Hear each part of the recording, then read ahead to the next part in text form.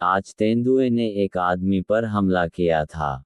आदमी किसी तरह बच तो गया, लेकिन उसके जख्म इतने गहरे थे कि उसको ठीक होने में अब समय लगेगा।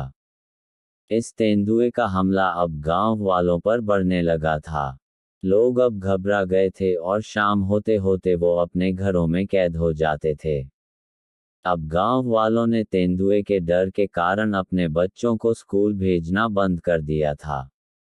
पूरा गांव डर के माहौल में जी रहा था।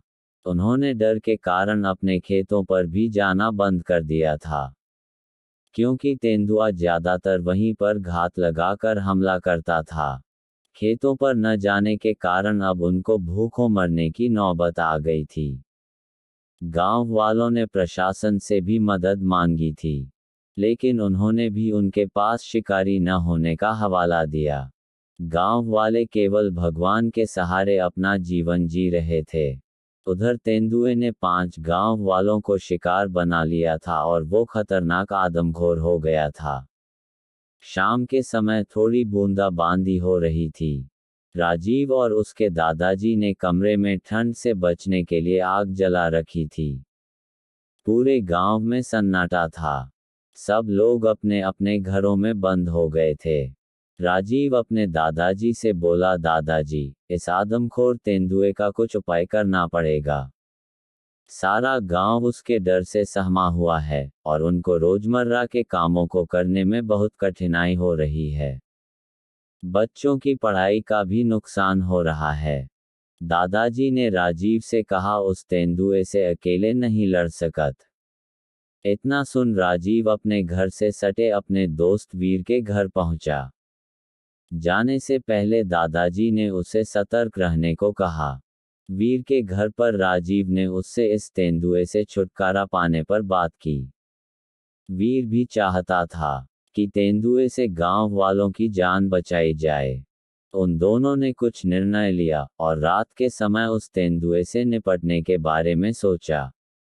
राजीव अपने घर आया और उसने दादाजी से छुपाकर कुछ सामान इकट्ठा किया। जब दादाजी सो गए, तो वो धीरे से उठा और सामान लेकर वीर के घर के पीछे पहुंचा। वीर पहले ही उसका इंतजार कर रहा था। दोनों ने राजीव द्वारा लाया गया सेंट लगा लिया, जिससे कि तेंदुआ पास होने पर उनकी गंध न पा सके।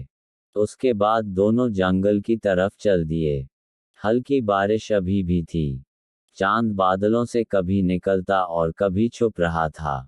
उन्होंने सुना था कि उनके गांव के बाहर जो पेड़ों का झुरमुट था, तेंदुआ ज्यादातर वहीं मिलता था, इसलिए वो उसी जगह से कीचड़ में तेंदुए के पैरों के निशान से उसका पीछा कर रहे थे। पीछा करते करते वो लोग एक गुफा के मुहाने पर पहुंचे। वहां तेंदुए के पैरों के निशान खत्म हो गए थे। देखने में गुफा बहुत बड़ी थी, लेकिन उसका मुंह इतना छोटा था कि तेंदुआ बड़ी मुश्किल से उसके अंदर आ जा सके। अब उन्हें विश्वास था तेंदुआ इसी गुफा में है। उन्हें उसकी गुर्राहट और कुछ चबाने की आवाजें आ रही थीं। ऐसा लगता था कि जैसे वो किसी जानवर को खा रहा हो।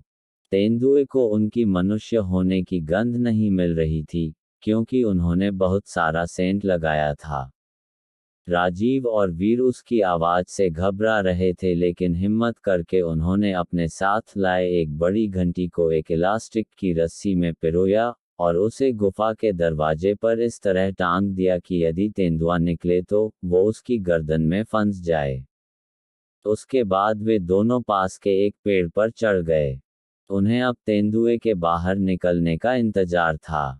थोड़े इंतजार के बाद जैसे ही वो गुफा से निकला तो इलास्टिक घंटी के साथ उसकी गर्दन में फंस गई।